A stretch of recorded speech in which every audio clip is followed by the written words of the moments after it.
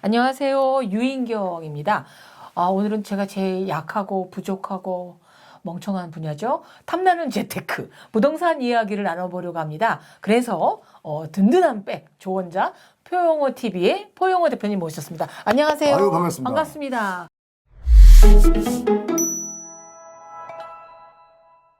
제가 유인경 기자님 팬이에요. 에? 근데 여기서 딱 뵈니까 야, 스튜디오가 갑자기 달라진 거야. 화사해진 거야. 그래서 진짜요? 좋은 기운이 스튜디오 안에 가득하다. 표 대표님 예. 복 받으실 겁니다. 손도 따뜻해. 네. 손 따뜻해. 난 따뜻한 손 너무 좋아. 이 가을에 추운데 한 번만 더 만져주세요. 너무 좋아. 예. 저는 돈 기운을 좀 받으려고 한번 해본 겁니다. 그렇다고 제가 뭐 돈이 많거나 그런 건 아닙니다. 오해하지 마시고. 이야기 돈 벌어 주셔야죠. 예. 근데 보니까 제 머리에는 여전히 표용어 대표는 마이크를 잡고 연예계 현장을 누비시던 코미디언이자 또 MC이시자 이런 분으로 돼 있는데 요새는 방송국이 아니라 부동산 현장을 누비시더군요. 예. 네. 제가 이제 현장을 나가서 보면 딱 보여요. 어때요? 요새 핫 이슈 되는 게 뭐 김포도 있고 청담동도 있고 뭐 등등일 텐데 현장에 사실 정치인들이나 학자들이 현장을 가셔야 되는데 그분들은 이제 국회에서 코인하기 바쁘고 빠지 달라고 다듬고 있고 뭐 여러 가지 또 줄서기 하고 하다 보니까 네. 바쁘죠 그분들은. 네. 저희 같이 한가한 사람들이 이제 현장 가서 체크를 좀 하는 게 있는데 네. 사실 남들이 설마 했던 현장을 저희가 많이 갔어요. 네. 그러니까 거기 집값이 정말 떨어졌다고? 아닌데? 하는 생각이 있는 곳을 저희가 가서 확인해 봤더니 진짜 많이 하락했던 거. 진짜요? 그러니까 저희가 21년에 제가 그 네. 얘기를 했습니다. 21년에 막 초고가로 달릴 때 계속 초고가를 경신하는 아파트 거래들이 나오는 거예요. 네. 제가 그때 그 얘기했습니다. 저 욕을 많이 먹었어요. 네.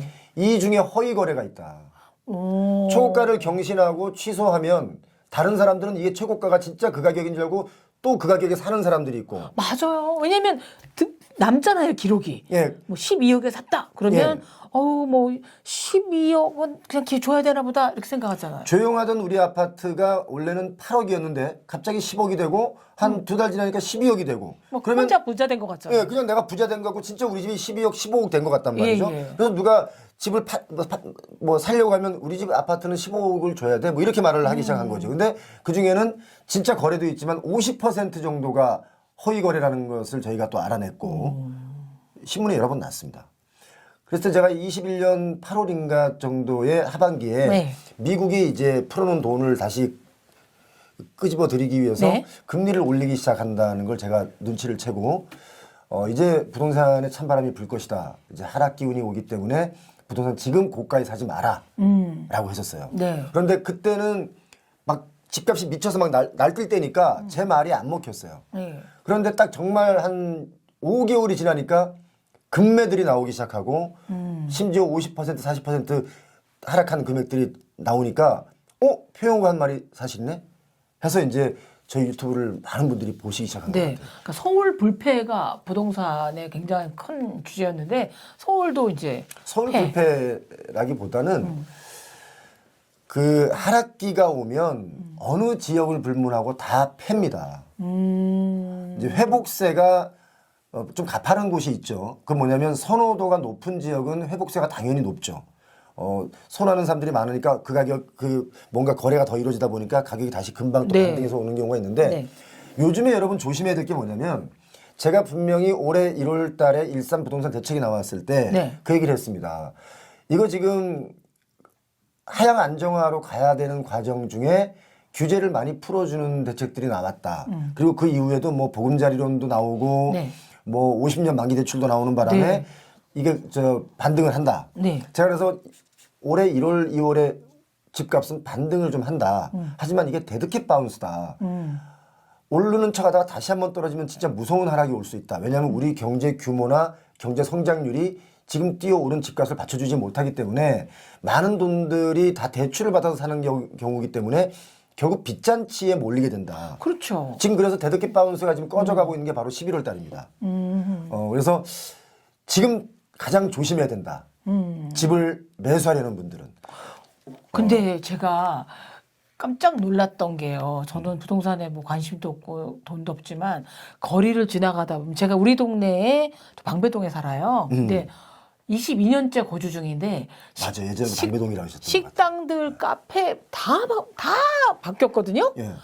계속 유지하고 있던 건 딱 부동산이었어요. 맞습니다. 부동산들은 안 바뀌어요. 아주 요지에 있는데. 근데 최근 바뀌었죠. 심지어 부동산들마저도 살짝 문을 닫더라고요.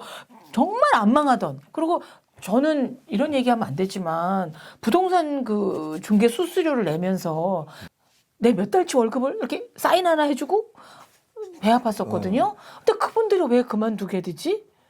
거래가 없다면서요? 거래가 없고 네. 이제 여러분 재밌는 거 하나 말씀드릴게요. 네. 예전에 그 아파트 단지의 상가의 네. 1층은 네. 뭐 세탁소도 있고 뭐 치킨집도 있고 이랬었어요. 네. 꽃집도 있고. 네. 근데 다 없어졌죠. 왜냐면 그 오르는 그 임대료를 감당을 못하는 업종들은 사라지는 거예요. 그런데 유독 부동산 중개소만 쫙 있죠. 예. 그러니까 상가가 20개인데 18개가 부동산이에요. 어느 아파트를 가면. 맞아, 맞아요. 예. 유리창에다 다 이렇게 네. 붙여놓고. 그런데 그만큼 거래가 많이 이루어졌고 가격도 많이 뛰었기 때문에 수수료의 양도 많아졌다는 거잖아요. 네. 그러니까 한 달에 하나만 거래를 해도 월세를 내고 내가 좀 가져갈 수 있는 돈이 됐었어요. 네. 심지어 거래가 많이 이루어지던 21년, 20년에는 한 달에 한 15건 정도씩 거래를 해주던 중개소들이 많았었어요. 그러다 보니까 그분들은 그때 돈을 많이 벌었고 22년에 조금 거래량이 줄어들었을 때는 또 배고프다고 이제 힘들다고 그랬었고 네. 이제 다시 23년 11월에는 네. 또 다시 이분들이 이제 또 거래가 없다 보니까 지금 매물이 한 8만 채가 나와 있어요. 근데 사는 사람이 없다는 거잖아요. 제가 오늘도 좀 전에 여기 오기 전에 그 거래를 좀 체크를 해봤더니 네. 진짜 11월 달엔 거래가 감내 콩 나듯이 어쩌다 하나씩 나와요. 근데 그러다 보니까 그 중개소가 1층에 안 있고 2층으로 올라가는 어허. 중개소가 있어요. 네. 그래서 간혹 보면 이제 온라인 시대이기도 하지만 네. 워킹 손님들을 받으려고 1층에 있었거든요. 이제 워킹 손님 시대보다는 이제 온라인도 있으니까 2층으로 올라가는 그런 이유도 있지만 거래가 없다 보니까 1층의 월세를 감당 못하는 거예요. 임대를 못 감당하고. 그렇죠. 근데 이제 저는 이제 60대 중반인데요. 예. 네? 갑자기 아니, 잠깐만. 왜 거짓말을 하세요? 저는 50대 초반인 줄 알았잖아요. 받으실 거예요. 행복합니다. 그 대표님. 근데 저는 60대 중반이 되니까 우리 남편이 자꾸만 네. 시골에 전원주택 어떠냐 라면서 시골집을 강력히 요구를 하는 거예요. 근데 저는 정말 도시형 인간이거든요. 그래서 혹시나 하고 이렇게 요새 유튜브에도 하도 부동산 중개하는 거 많은가 봤더니 그렇게 유령집이 많다면서요? 지금 빈집이 네. 얼마나 많이 늘어나고 있냐면 네. 사실 예전 한 18년, 19년, 20년, 21년에 뭐 타운하우스랄지 아니면 뭐 별장형 주택이랄지 이런 거 이제 이렇게 집단으로 해서 막 분양해서 막 대박을 쳤었어요. 유럽 같잖아요. 아, 그렇잖아요. 네. 답이었습니다 지금. 어머. 심지어 10억 하던 그 주택이 3억이면 사요. 진짜요? 그러니까 우리 선생님이 남편분께 나이가 들수록 도시에 살아야 된다는 말씀을 꼭 전해주세요. 알죠. 근데 저랑 헤어지고 싶은가 봐요. 황혼 이혼? 아니 그냥 본인만 거기 가서 지내고 이혼은 아니고 간이 배 밖으로 나왔네. 어떻게든 유인경 마누라랑 기자님, 떨어지고 싶어서 유인경 전원주택을 기자님의 핑계로 사랑을 받고 사는 게 얼마나 행복한지 모르시고 어쨌든. 저 선생님 그러시면 안 돼요. 선생님 제가 유인경 선생님 제가 여러 번 뵀지만 복 받으신 줄 아세요. 예. 고맙습니다. 가장 애정이 솟구치네요. 그나저나 제 사적인 얘기를 할 때가 아니라 지금 부동산이 들썩들썩거리는 이유? 부동산에 아무 관심이 없는 분들조차도 가장 귀가 솔깃해지는 게 김포의 서울 영입이잖아요. 그래서 이 서울시장과 김포시장이 또 만남을 가진 건 뭐 뉴스를 보신 분 다 아실 텐데요. 그래서 저희 셀코 TV에서 커뮤니티에서 설문조사를 한번 해봤습니다. 1,500명이 투표를 했는데 네. 무조건 찬성한다가 26%, 무조건 반대한다가 59%. 반대가 60% 가까이 돼요?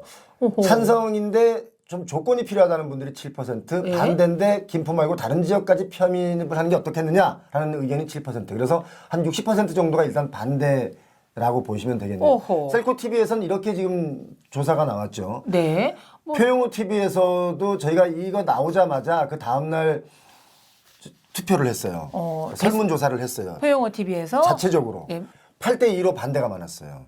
그래요? 예, 저도 깜짝 놀랐습니다. 사실은 특히 경기도의 거주하시는 분들, 김포에 거주하시는 분들은 찬성하는 분들이 많을 것이다라고 저는 생각을 했는데 그렇지 않을까요? 제 생각- 서울 시민이 되는데? 그렇죠. 제 생각과는 좀 많이 다르게 결과가 나오니까 제가 사실은 좀 놀랐었습니다. 그런데 이제 하남시 쪽에 계신 분들, 광명시 쪽에 계신 분들이 댓글이 올라오는 거예요. 예. 사실 실질적으로 서울로 출퇴근하는 인구가 가장 많은 곳은 광명시다. 하남시다. 그러는 거예요. 네. 저희가 또 조사를 해봤습니다. 저희 표영호 TV에서 조사를 했더니 광명시가 서울로 출퇴근하는 인구가 가장 많고 하남, 구리 이런 순이었고요. 김포가 네. 아마 그 위성도시 중에는 그래도 가장 적은 인원이 미세합니다만은 차이가 적은 인원이 출퇴근한다고 나왔는데 네. 지금 아마 이게 내년 총선 때까지 이게 아마 여론이 좀 들끓지 않을까 하는 생각이 뭐 이렇게 듭니다. 핫 이슈죠. 네. 예, 핫 이슈긴 한데 이제 문제는 뭐 내년 총선이든 뭐 상관없이 우리 국민들이 대한민국 사람들이 아마 가장 꿈이 내 집 마련. 그렇죠. 예. 그리고 이제 부동산이 아니라 이건 어떤 꿈이잖아요. 네. 근데 그런 게 너무 이렇게 특정 그거에 따라서 이해관계가 달라지면 이제 불안할 불안하죠. 것 같기도 한데요. 왜 그걸 예. 증명하는 게 뭐냐면 네. 저희가 이걸 영상을 찬성이냐 반대냐 여론조사에 대한 결과를 방송을 했어요. 네. 했는데 그 역시 하루 만에 20만 명이 넘게 시청을 했거든요. 네. 근데 서울 경기 지역에서 20만 명이 시청했다. 그것도 반나절 만에. 엄청난 관심이 있다는 뜻이잖아요. 뜨겁죠. 예. 근데 사실 뭐 김포, 하나 뭐 뜨겁기도 하지만 지금 우리나라 부동산 시장을 점령한 키워드를 표 대표님이 선정한다면 뭘 꼽아볼 수 있을까요? 법을. 법을, 과도한 법을. 거품. 네. 왜냐하면 이게 지금 외국의 여러 가지 경제 그 관련 단체들도 걱정하는 게 대한민국의 과도한 가계부채예요. 그러니까 예를 들어 영혼 끌어모아 사람이에요. 저 그런 말 한 적 없습니다. 아니 어떤 분, 네. 그러니까 영혼을 끌어모으면 영혼만 팔려요 지금은 안 됩니다. 그래서 법을. 이게 예를 들어 제 소득이 뭐 제 연봉이 예를 들어서 1억이라고 쳐요. 연봉이. 그럼 1억이면 많지 않습니까? 우리나라 직장인 중에 한 6% 정도, 5% 정도가 연봉 1억입니다. 네. 그런데 이 사람들도 감당 못하는 집값이 지금 집값이에요. 그런데 그게 아니라 연봉이 5천이라고 가정하면 네. 연봉 1억인 제가 1억을 대출받으면 크게 대출받는 건 아니죠. 근데 연봉 5천만 원 받으신 분들이 1억 집을 살려고 10억, 5억 대출받으면 이건 엄청난 대출인 거예요. 네. 이재용 회장님이 만약에 집 살려고 대출을 받는데 한 20억 대출 받았어요. 그건 대출도 아니죠. 아니죠. 그분께는. 네. 그러니까 그건 과도한 대출이 아닌데 우리 일반적인 GDP 상황으로 봤을 때 네. 과도한 대출을 넘어섰다. 어떤 조사 기관에서는 105%가 아니라 GDP 대비 108%까지 있는데 이러면 세계에서 정말 위험한 나라다라고 판단할 수밖에 없는. 그러니까 언제 버블이 터져도 전혀 이상하지 않은 거죠.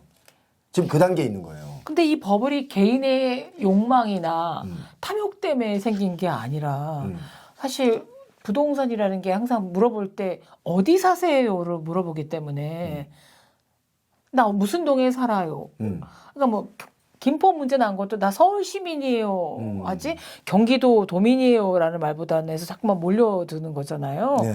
그래갖고 심하게 어떤 그 신문에 논설위원이 우리나라가 2등신이 된다는 거예요. 서울만 이렇게 경기도 큰데 커지고 예. 그 밖에 다른 지역. 근데 이 버블을 그러면 어떻게 거품을 이 거품이 피해자는 결국 국민들일 텐데. 국민이죠. 네. 그러니까 이 거품이 네. 갑자기 꺼지면 정말 위험합니다. 그래서 서서히 눈 녹듯이 네. 봄이 되면서 눈이 녹듯이 이렇게 가격이 하향 안정화로 가야 뭔가 이렇게 연착륙이 되거든요. 네. 근데 예를 들어서 20년, 21년, 20년에 최고가로 사신 분들 입장에서 네. 아파트 가격이 만약에 30% 조정이 온다. 그 조정이 좀 길어진다. 라고 하면 이분들은 자산을 다 잃은 거예요. 왜냐하면 영끌이라는 것은 적어도 한 80%, 70%의 대출을 받아서 네. 집값에 네. 모든 대출을 끌어모아서 산 게 영끌인데 이분들은 정말 패닉이 올 수밖에 없는 거죠. 그래서 연착륙이 좋다 했는데 22년 올해 상반기에는 연착륙은커녕 오히려 급반등을 했단 말이에요. 그러니까 모든 걸 대출을 풀어주거나 뭐 기회를 주거나 네. 사실은 둔촌주공이 이게 좀 위험했거든요. 근데 둔촌주공이 너무 거대한 재건축 재개발 단지다 보니까 네. 그거를 죽이면 안 된다 생각에 이거 아마 살리려고 했던 게 아닌가 하는 그런 의심이 있지만 둔천주공은 지금 뭐 피가 붙었다 그래요. 오히려 플러스 피가. 네. 그런데 거래는 안 됩니다, 사실은. 어허. 그리고 지금 이런 상황이기 때문에 부동산에 관련된 키워드 한 단어를 얘기하라면 저는 버블을 이야기할 수밖에 없다. 그냥 아이들이 장난할 땐 좋았던 그 비누 거품이 나중에 악몽으로 끝날 것 같아 걱정되기도 합니다. 부동산 현장을 정말 발로 뛰시면서 누구보다도 생생한 이야기를 들려주는 유튜버 표용호 대표님과 함께하고 있습니다.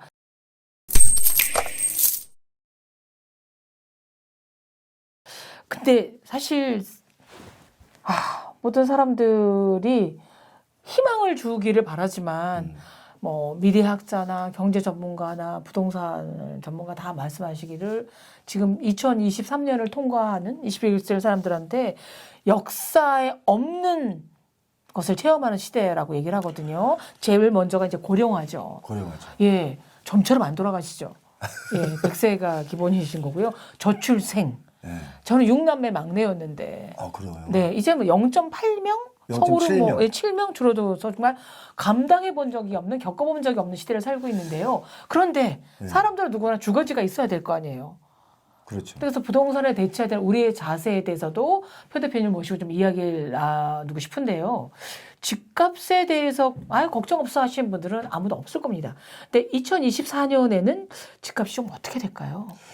제가 뭐 감히 앞으로 벌어지지 않은 미래에 대한 것을 예측한다는 것은 좀 어불성설일 수는 있습니다만은 진짜 위험한 시기는 2024년이 위험할 것이다. 집값으로만 본다면 부동산 폭락은 아마 2024년에 우리에게 맞닥뜨린 현실이 될 수 있다. 2024년에 떨어진다? 예. 그래서 그거에 대한 리스크를 지금부터 우리가 감내할 준비를 하지 않으면 정말 갑자기 맞닥뜨리게 되면 위험하지 않습니까? IMF가 터질 때도 그 하루 전날도 우리 경제 튼튼하다라고 얘기했거든요. 그랬죠. 그러고 나서 바로 그 다음날 발표했지 않습니까?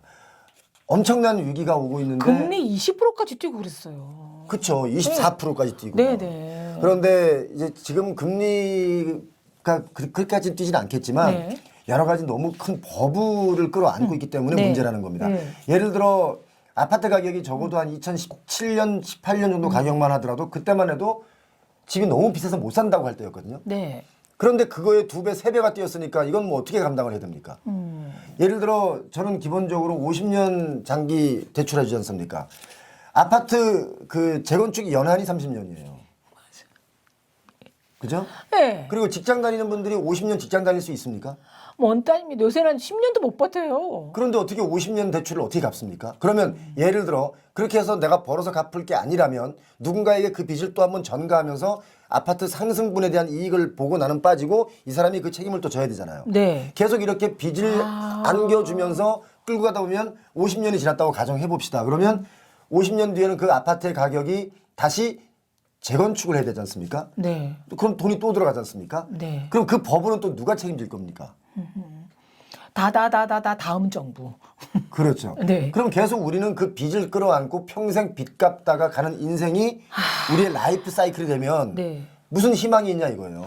그런데 이제 표 대표님께서는 내년에 폭락을 예견하셨지만 정말 또 어떤 전문가님들은 뭐 그렇게 비관론 가질 필요 없습니다. 뭐 그렇게 쉽게 떨어지지 않습니다. 라고 해서 폭락과 폭등까지 아니더라도 떨어지지 않는다. 심지어 오르는 것도 있다.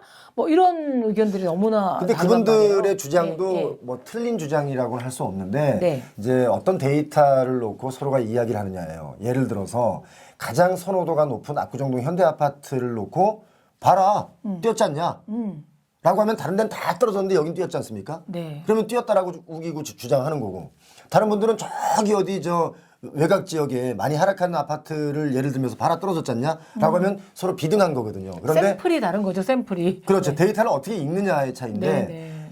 더욱 중요한 건 우리가 금융위기 때도 그랬고 IMF 때도 그랬습니다. 강남 아파트도 반토막이 났었습니다. 맞아요. 예. 그리고 IMF 때도 그때 샀었어야 됐어요. 그렇지. IMF 때도 반토막이 났다가 급반등을 했어요. 네. 그리고 나서 다시 하락해서 쭉 한 7년, 8년, 9년을 하락했었어요. 하락 보합이었어요. 금융위기 때도 마찬가지입니다. 2012년까지 쭉 떨어졌어요. 맞아요. 기억하실 겁니다. 네. 그런데 사람들은 얘기합니다. 그때 집을 샀어야 된다. 지금처럼. 그죠? 네. 근데 그때 집을 살려면 금리가 많이 뛰어 있을 때란 말이에요. 맞아요. 금리를 감당할 수 있는 분들은 사라 이거예요. 그래야 경제가 돌아가는 거죠. 금리가 감당이 안 되는데 그걸 산다. 결과론적으로 금리 감당이 안 되면 다시 집을 내놔야 되는데 안 팔리니까 경매로 넘어간단 말이죠. 그럼 저는 뭐예요? 금리가 감당이 안 되는 사람이 샀다가 내 모든 걸 자본금마저 잃게 되는. 그러면 빈 차이가 너무 많이 나잖아요. 네. 그럼 사회적 불안 요소가 되는 거고 그걸 줄이기 위해서 우리는 지금 해야 될 게 뭐냐면 현명한 판단을 가질 수 있는 데이터를 제공하는 사람들이 필요한 겁니다. 그런데 누군가는 뭐 건설사랄지 시행사랄지 이런데 그 연관관계가 있다 보니까 뭔가 이 부동산의 부정적인 전망을 내놓기는 힘들어요. 근데 저는 그게 없습니다. 뭐 받아 먹은 것도 없고 뭐 받아 먹어야 할 사람도 없고 하기 때문에 저는 있는 그대로 데이터를 여러분께 보여드리면서 지금은 위험한 단계다라고 말씀드리는 거고 만약에 다시 아파트 가격이 이제 이렇게 다시 살아날 기미가 보이면 또 역시 그때는 지금 다시 반등의 기미가 보인다라고 제가 또 얘기를 할 겁니다. 이 경제가 정말 잘 돌아가려면 이런 버블이 좀 안정화돼야 된다가 제 생각이고 지금 그렇게 되고 있다. 네. 근데 뭐 많은 분들이 너무 쉽게 말씀하고 너무 많은 방안을 내놓지만 양극화 너무 심하죠. 뭐 이거 뭐 부의 양극화도 있을 수 있고 교육의 양극화 하긴 뭐 지방에 같은 경우에는 문화 인프라가 또 너무 없기 때문에 문화 인프라의 양극화도 있는데 부동산의 양극화는 이제 개개인의 행복과 불행에 너무 큰 영향을 미치잖아요. 근데 해결법이 있다고 생각하십니까? 저는 강의를 이제 지방으로 많이 가서 보면 많이 강의하시잖아요. 네. 벌어야 되거든요. 그렇지. 근데 어찌됐든 가면 아니 이런 곳에 이런 고층 아파트가 되게 많아요. 많죠. 근데 짓다가 만 것도 많더군요. 그렇죠. 예. 근데 이런 양극화가 해소가 될 변수 좀 방안이 있을까요? 표 대표님의 생각으로. 제가 뭐 정치하시는 아주 그 훌륭하신 분들도 해결 못하는 이 양극화를 제가 어떻게 해결하겠습니까만은 가장 중요한 건 이제 그냥 이런 제한 정도로라도. 네. 교육의 인프라, 생활의 네. 인프라, 병원이라 이런 것들이 이제 지방 분산화가 좀 네. 돼야 되는데 네. 중요한 건 그들이 안 간다는 거예요. 사실 이런 말씀은 좀 제가 냉정하게 네. 드려야 되는데 지방을 살려야 된다. 교과서적으로 맞는 말입니다. 그런데 굳이 왜 지방을 살려야 되죠? 네? 제가 충격적인 얘기를 한마디 드리면 살리려고 해도 어느 도시에 가면요. 그 도시에 있는 시청이 그 지역의 삼성전자 역할을 합니다. 맞아. 맞아요. 그러니까 모든 재정을 거기다 쏟아붓는 것보다 예. 집약적으로 지역별로 지방별로 발전시키는 지역의 발전을 좀 더 해야 되지 않느냐. 그리고 시골집 빈집이 많은데요. 이 시골집 빈집의 경우도 만약에 유인경 기자님이 서울에 한 채 있고 시골 어르신들이 살던 집이 한 채가 있어요. 그럼 이 시골에 있는 집은 뭐 3천만 원, 5천만 원 뭐 이렇게 합니다. 그래도 1가구 2주택이에요. 네. 그래서 이 빈집은 그걸 좀 빼줘라. 그리고 그 집을 좀 뭔가 수리해서 주말마다 거기 가서 텃밭도 쓰고 뭐 이틀 동안 쉬기도 하고 그러면 오히려 지방 경제 또 살아날 수 있어요. 거기 네. 가면 돈 쓰니까. 네. 저는 그런 얘기를 좀 간단하게 드리고 싶은 거죠. 그러니까 지금 병원도 지방에 있는 병원은 의사를 못 구하지 않습니까? 연봉이 뭐 2억 준데도 안 간다는데요? 심지어 10억조도 안 갑니다. 그 왜 안 가겠어요? 왜 안 가겠습니까? 그러니까 자꾸 가라. 그리고 뭐 공기업을 자꾸 지방으로 분산하는데 분산하면 어떤 일이 벌어지는지 아십니까? 다시 서울 오던데요? 공기업 다니시는 분들 정말 피곤합니다. 출퇴근하는데. 왜냐면 양집 살림해야 되고. 예. 예. 그러니까 저 서울역 가보세요. 용산역 가보세요. 월요일 날. 예. 그리고 금요일 날 저녁에 한번 가보세요. 표 다 매진돼 갖고요. 캐리어 들고 다 네, 네. 이사 다니고 있어요. 네. 일주일에 한두 번씩 출퇴근을 하느라고. 그러니까 저는 그런 게 강제로 분산하는 것도 뭐 여러 가지 정치하시는 분들이 의미가 있겠지만 굳이 너무 힘들게 살아나지 않는 지방마저 막 살리려고 애를 쓰면 그래서 거기 가면 맨날 벚꽃 축제하고 맨날 무슨 뭐 노래자랑하고 그런 거 아니지 않습니까? 그거 한다고 그 지역이 살지 않아요. 그렇죠. 솔직히. 초대되는 연예인들만 돈 버는 거. 초대되는 연예인들도 코로나 때 좀 쉬었으니까 좀 벌게 두는데 아무튼 간에 대한민국에 벚꽃 축제가 2,500개가 있습니다. 와. 그 재정을 진짜 필요한 곳에 쓰면 어떨까? 물론 벚꽃 축제 하지 말라는 건 아니에요. 네. 지역별로 벚꽃 진짜 이쁘게 핍니다. 다 벚꽃을 많이 심었어요. 축제하려고. 그러니까 저는 지방의 어떤 그 지방 살리기도 그것도 선택적 집약이 좀 필요하다라고 저는 개인적인 제 의견입니다. 이건 뭐 네, 예. 제가 정치하는 사람이 아니기 때문에. 그래서 저도 표영호 대표 개인적인 의견을 물어봤는데요. 근데 이제 많은 분이 이제 착각을 하게 되더라고요. 저만 해도 이제 집이 한 채 있다, 든든하다. 뭐 나중에 우리 자식한테 그냥 집 한 채 물려주고 돌아가면 얘들 살겠지라는 막연한 생각을 하고 있는데. 집 한 채 물려주면 그 집 못 지킵니다. 왜냐하면 세금이 50%이기 때문에. 그렇더라고요. 그럼요. 근데 저는 지금 60대지만 100세 시대라니까 그래도 못 살아도 80세를 살다고 생각하면 2, 30년 뒤에 집값도 예상이 가능하십니까? 아니 뭐 2, 30년까지 제가 뭐 내일도 몰라보는데 네, 예. 2, 30년까지 그렇지만 네, 네. 지금 현재 추세대로라면은 네. 가장 중요한 키포인트가 집을 살 수 있는 수요가 없습니다. 경제 인구가 줄어들지 않습니까? 네. 가장 중요한 건 태어나는 신생아가 안 태어나기 때문에 이게 좀만 더 지나면 경제 인구도 줄어든다는 얘기예요. 그렇죠. 우리 후세 지금 현재 태어나는 어린아이들 지금 10대들에게 정말 죄송한 마음 가져야 돼요. 왜냐하면 이들이 경제 활동을 할 때 이들이 책임져야 할 노인들이 1인당 10명이 넘습니다. 그래서 앞으로는 집값은 선택 집약적일 수밖에 없다. 선택을 하자면 집약을 하자면 서울 아파트 뭐 이런 건가요? 그렇죠. 근데 서울인데 서울이라고 다 서울이 아니에요. 죄송하지만 서울 중에도 갭차가 너무 많이 나는 지역이 많지 않습니까? 많죠. 심지어 성북구, 강북구 이 지역에 거기 살기 좋아요. 네. 오랜 전통이 있는 서울 도시잖아요. 네네네.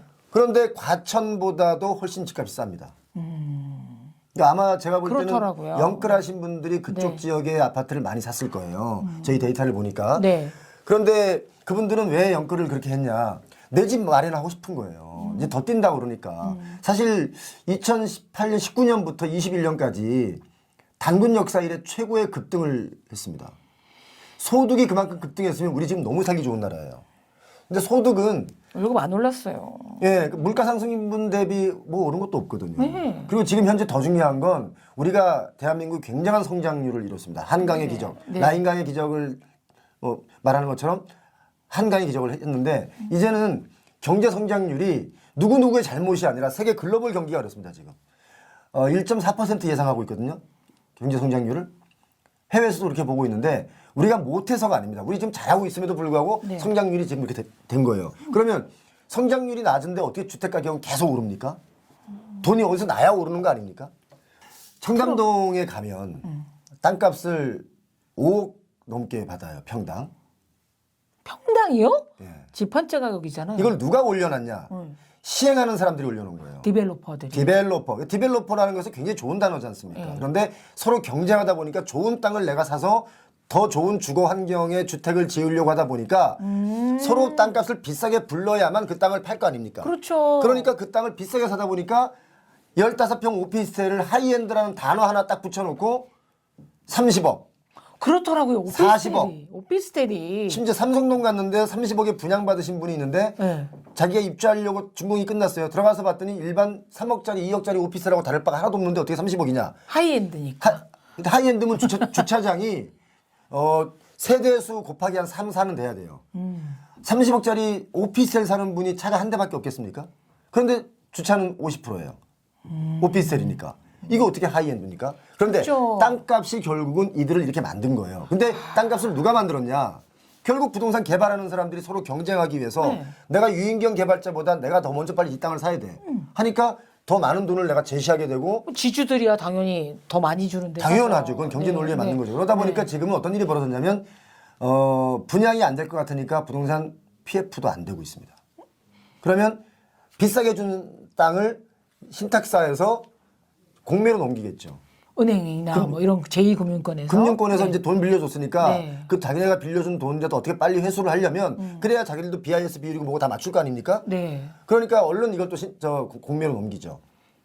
그러니까 비싸게 주고 산 땅도 이제는 공매로 넘어오는 시기가 됐다. 아, 그러니까 이제 이게 하나 둘 바람이 불기 시작하면 집값 상승할 때도 바람 따라 상승했지만 집값 하락도 어차피 심리이기 때문에 바람 따라 훅 떨어질 수 있다. 그런데 제가 염려하는 건 너무 급격하게 떨어지는 것을 저는 사실 두려워하고 있습니다. 왜냐하면 너무 많은 분들이 20년, 21년에 주택을 구매했기 때문에 그분들에게 가는 피해가 엄청나기 때문에 좀 저는 정말 서민들도 꿈을 꿀 수 있는 내 집 마련 꿈을 꿀 수 있도록 하향 안정화 서서히 갔으면 좋겠다라는 말씀을 제가 이 자리를 빌어서 드립니다. 너무 이렇게 암담해지는 것 같고요. 저는 이제 남편이랑 저랑만 둘이 사는데 딸이랑 같이 살던 때니까 지평수가 좀 넓은데 아파트도 아니고 빌라. 그게 좋죠. 왜냐면 연립. 대지 지분이 많을 거 아닙니까? 나름 많겠지만 근데 정말 달랑 집 한 채. 그것도 훌륭한 거예요. 노인인데 훌륭한 거예요. 제 딸은 저더러 맨날 이 집을 팔고 두 사람이 사는 아주 좁은 평수의 아파트로 가고 25평. 네, 그보다 더 작아도 된다며 지네 집 아니라고 그렇게 저를 줄이며 그래서 나머지 돈은 달라 그러고 막 그래요? 아니에요. 효녀예요. 그러니까 엄마가 청소도 잘 아는 게으른 분이시니 좁은 청소가 가능한 네. 그냥 이렇게 알아서 하는 청소기로도 로봇 청소기가 할 수 있는 지역이어서 하시고 남은 돈으로 약간의 그 여유를 꼬마 건물 같은 것 저 먼 변두리에 사셔서 뭐 이제 야곱야곱 월세를 받으면 사세요라고 하는데 그 말씀 제가 틀렸다는 걸 제가 금방 말씀드릴게요. 증명해 주세요. 제가 제 딸한테 이 집을 팔아서 작은 집을 사고 차액으로 저기 좀 변두리 가서 꼬마 빌딩을 사서 거기서 나오는 세를 받아라. 꼬마 빌딩이 세가 꼬박꼬박 나옵니까? 공실 생기면 어떻게 할 겁니까? 꼬마니까 꼬박꼬박 줘야 되지 않을까요? 꼬마 잡힙니다.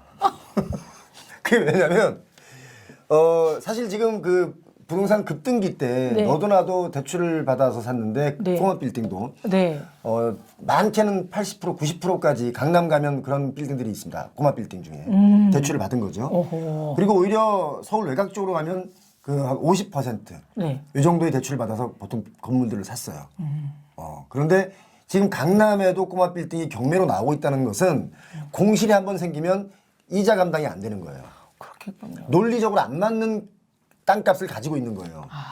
논리적으로. 물론 모든 경제가 논리적일 수는 없습니다. 어느 지역은 버블이 많을 수 있고 어떤 지역은 버블보다 한참 아래일 수도 있는 거죠. 저평가도 있고 고평가도 있겠지만 이거 평균적으로 놓고 보면 아무튼 논리적이어야 되거든요. 나름 설명이 가능해야 되는데 설명 가능하지 않은 상황까지 왔다. 그러니까 설명이 가능해야 되지 않습니까? 뭐 예측은 불가능하더라도 설명은 가능해야 되는데 그것마저도 우물쭈물하게 만드는 지금 아마 우리나라에서 가장 경제학적으로 뛰어나신 어떤 교수님을 불러놓고 얘기를 해도 설명하려면 아마 한참 우물쭈물 하실 겁니다. 왜냐하면 그러니까요. 설명할 수가 없기 때문이에요. 그 정도로 지금 위험하다. 제가 아무런 얘기만 하는 게 아니고 왜 이런 얘기를 드리냐면 돈을 버는 것도 중요하죠. 내가 노동을 통해서 근로를 통해서 또는 내 자본을 통해서 돈을 버는 건 중요한데 더 중요한 건 리스크를 어떻게 관리하느냐입니다. 세상의 모든 부자가 무너질 때는 리스크 관리가 안 돼서 무너지거든요. 제가 아는 부자들도 리스크 관리를 못하는 바람에 무너진 부자들 많습니다. 제가 표영호 TV에서 가장 주장하는 것 중에 하나가 리스크 관리에 중점을 둬라 라는 것이고요. 또 서민분들, 그러니까 서민층이 주택을 구매하실 분들은 지금 고금리의 고가의 아파트를 공략해서 무리하게 사지 마라. 기회가 온다. 그러니까 또 많은 분들은 이런 얘기를 해요. 고분양가기 때문에 분양가가 오르는데 어떻게 집값이 떨어지냐?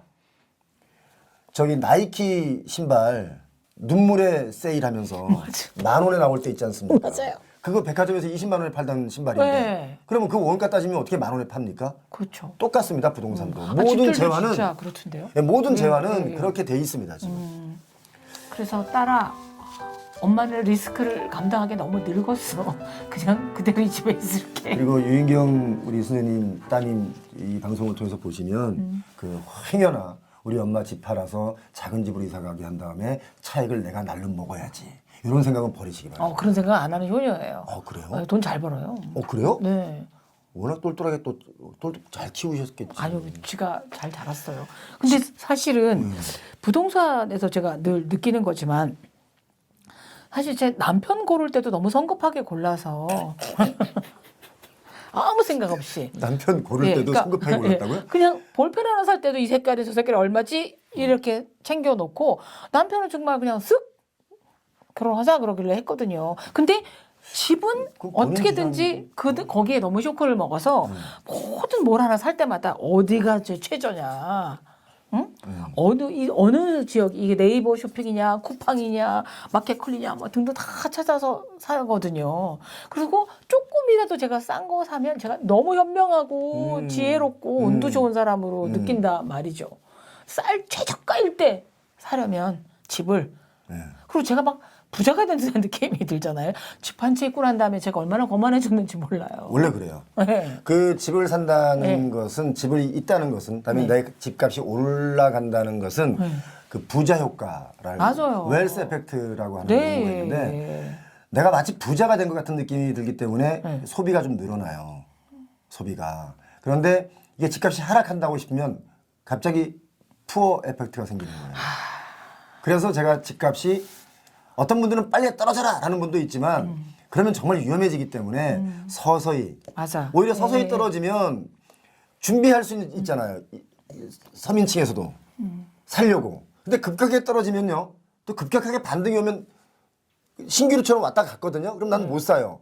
또 못 사는 거예요. 그러니까 오히려 네. 집을 살 수 있으려면 천천히 하향 안정화되고 PIR 지수, 주택 구매 가격 지수가 그래도 세계 글로벌 세계적으로 그 평균치는 좀 와야 되지 않느냐. 네. 지금 서울의 PIR 주택 구매 가격 그 지수를 보면 42 나오거든요. 이 말이 뭐냐면 모든 소득을 저축을 해서 42년 만에 집을 살 수 있다는 얘기예요. 네. 이게 말이 됩니까? 우리 인생이 뭐 100세 시대고 하지만 100세까지 뭐 일하면서 살 수 있습니까? 힘들죠. 그럼 보통 주택 가격은 이상적인 것은 보통 한 PIR을 10이라고 봐요. 근데 더 웃긴 거는 2012년, 11년 때도 집값이 고가였다고 그랬거든요. 서울에 집값 비싸서 어떻게 사? 그랬단 말이죠. 네. 그런데 그때는 PIR이 10이었습니다. 심지어 8도 있었습니다. 근데 지금은 최근에 너무 급격하게 뛰는 바람에 40까지 올라갔고 강남의 경우는 아마 제가 정확하게는 데이터를 안 뽑아봤지만 이 추세라면 50은 넘어갈 것이다. PIR 지수가. 물론 강북의 경우는 아마 한 네. 25 정도 될 거라고 저는 보는데요. 평균치가 그렇습니다.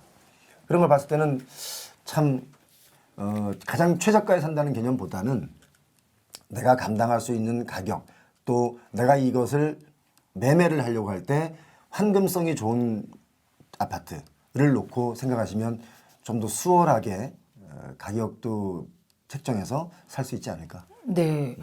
근데 뭐 아까 100세 시대라고 다 100세까지 사는 건 아니지만 근데 자기 신의 자녀 수명은 다 감당하기가 좀 어렵잖아요. 근데 그런 분들에게 그러니까 제가 뭐 독일이나 뭐 이런 유럽 지역이나 보면 자기 집 소유를 안 하신 어르신들 참 많아요. 그렇죠. 왜냐하면 연금을 받고 해서 그걸로도 월세를 살아도 국가에서 월세가 올라가는 건 딱 물가 지수 정도 맞추기 때문에 그리고 황당하게 나가지도 않아요. 그렇죠. 그래서 그냥 월세로 뭐 10년, 20년 그 같은 지역에 살아도 저는 문제가 없고 스트레스가 안 받으니까 살 수 있는데 우리는 이 월세라는 게 주인 마음이기도 하고 뭐 더구나 나이 들어서 그 서러움 짐을 싸야 되는 서러움 감당하기 되게 어려울 텐데요.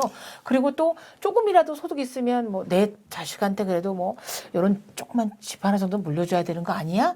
뭐 이런 분들도 있으실 텐데 이 110세의 그러니까 중장년층들에게 이 정도 부동산 투자나 보유법은 괜찮습니다라고 제안해 주실 방법이 있을까요? 되게 어려운 질문을 주셨는데요. 네. 그 각자가 처해진 그 경제 규모나 환경이 다 다르기 때문에 그럼요. 어느 선이다라고 말씀드릴 수 있는 것은 아닌 것 같고 네. 부동산은 이게 소비재 중에 필수재입니다. 네. 그렇기 때문에 아마 유럽의 어느 나라들은 이걸 좀 필수재라는 성격을 가지고 더 강조를 해서 복지적인 측면에서 다가가서 아까 좀 전에 말씀하신 뭐 갑자기 급격하게 가격이 뛰는 주거가 없다 뭐 이런 말씀인 것 같은데 우리나라는 이제 이게 다 개인 사유와 자산이기 때문에 얼마에 팔고 얼마에 사는 건 자기들 마음대로거든요. 그래서 저는 내가 감당 가능한 지금 특히 중금리 시대 사실 고금리 시대 아니에요 지금. 제가 예전에 20 몇 년 전에 집을 살 때도 금리가 4.5, 5.5였거든요. 제 기억에. 그때도 겁없이 집을 샀어요. 네. 그런데 그때 왜 샀냐를 제가 따져보니까 사기 직전에 금리가 8%였거든요. 그러니까 좀 내려오니까 샀거든요. 근데 지금은 이게 2%였던 게 지금은 6% 올라갔으니까 이게 고금리다라고 느끼는 거고. 네. 그래서 이 금리가 좀 더 안정이 되고 나면 아마도 그 경제 성장률과 맞물려서 가격이 좀 하향 안정화 될 것이다 라고 보고 물론 어떤 분들은 그렇게 말씀하시는 분들이 있죠. 안 떨어졌다라고 라고 말씀하시는 분들인데 그건 왜 그렇게 느끼시냐면 내가 가고자 하는 쳐다보는 그 아파트 동네나 또는 우리 같은 동네에도 어떤 아파트가 선호도가 높은 아파트를 내가 보고 있기 때문에 안 떨어졌다고 느끼는 겁니다. 체감상. 내가 원하는 가격은 이 아파트는 얼마면 내가 사겠는데 아직 안 떨어졌어. 그러니까 안 떨어졌어 라고 말씀하시는 거고 또 실질적으로 우리 아파트 내가 살고 있는 아파트도 안 떨어졌어 라고 말씀하시는 분들은 단지 세대수가 좀 작은 아파트에 사시는 분들은 거래의 데이터가 많지 않다 보니까 안 떨어졌던데? 라고 하는 거죠. 그 논리로 따지면 2014년도에 거래가 마지막으로 되는 아파트가 있어요. 그럼 그때는 아파트가 2억 얼마였거든요. 그럼 지금 그분한테 그 가격에 팔려면 팔겠어요? 안 팔죠. 그거 봐요. 그러니까 이게 안 떨어졌다는 체감하는 것도 다 내가 바라보는 지역과 그 환경이 다른 아파트를 보고 있기 때문에 안 떨어졌다고 생각하지만 지금 전반적으로 11월 달 들어서 특히 가격은 하락으로 방향을 틀었다. 그럼 이제 30대 예. MZ 세대들이 지금 막 내 집 마련을 하고 싶어서 난리를 치고 있잖아요. 그 사람들에게 내년에도 사지 말고 조금 더 관망해 보라고 조언하고 계십니까? 그분들은 특히 집을 갖고자 하는 욕구를 갖는 것은 굉장히 좋은 거라고 봐요, 저는. 왜냐하면 경제적인 측면으로 머리가 그쪽으로 깨어가고 있다는 거잖아요. 저는 그 시기에 그 생각 못하고 살았었어요, 솔직히. 그런데 지금 MZ세대들은 저희 때보다도 훨씬 더 현명하고 똑똑하단 말이죠. 네. 그런데 제가 드리고자 하는 말은 무리하지 말라는 거예요. 왜 이분들이 무리해서 문제가 생겼냐면 집값이 더 오른다. 지금이 가장 싸다라는 말을 듣고 맹신한 겁니다. 그렇죠. 오늘이 제일 쌀 때다. 뭐. 네. 근데 그거는 보통 그런 뉴스는 사실 그 뉴스가 아니고 기자님 계시지만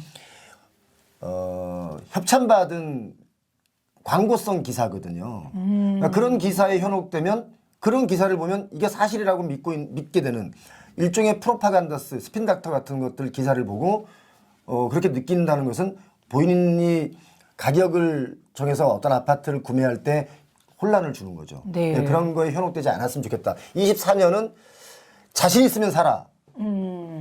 대출의 양을 줄여라. 네. 아니면 관망해라. 이런 이야기를 제가 드리고 싶은 거죠. 저는 표용호 대표랑 이제 대화를 나누고 정보를 얻으면서 느낀 게 부동산 자기만에 맞는 부동산은 뭐냐면 주체 파악을 해야 되는 것 같습니다. 내가 연령대가 몇 살이고 그다음 내 연봉이 얼마이며 보유자산이 얼마이고 혹시 저처럼 60대 이후에 연금을 받는 사람이나 뭐 개인 사보험이 있다면 그 규모 안에서 원하는 주택을 구입하시건 뭐 전설하시던 하지 남이 사니까 나도 뭐 내 집 마련해 하시다가 나중에 정말 버블의 주인공이 되실 수 있다는 느낌 많이 들었고요. 현명한 조사 방법을 하고 셀코 TV와 표용호 TV 열심히 보시면서 정보 많이 얻으셨으면 좋겠습니다. 오늘 표용호 TV의 대표 표용호 대표님과 함께 부동산 현재와 미래를 이제 해봤는데요. 함께해 주셔서 너무너무 감사합니다. 유인경 짱짱짱짱짱이야. 유인경 짱이야. 감사합니다. 아주 오늘 덕분에 아주 편안하게 얘기를 할 수 있게 해서 고맙습니다. 네. 역시 이 호스트는 이렇게 이 게스트를 좀 편하게 해줘야 돼요. 저도 주제 파악을 하고 그냥 그 집에 계속 쭉 사는 걸로 마음 정리했습니다. 감사합니다. 감사합니다. 네.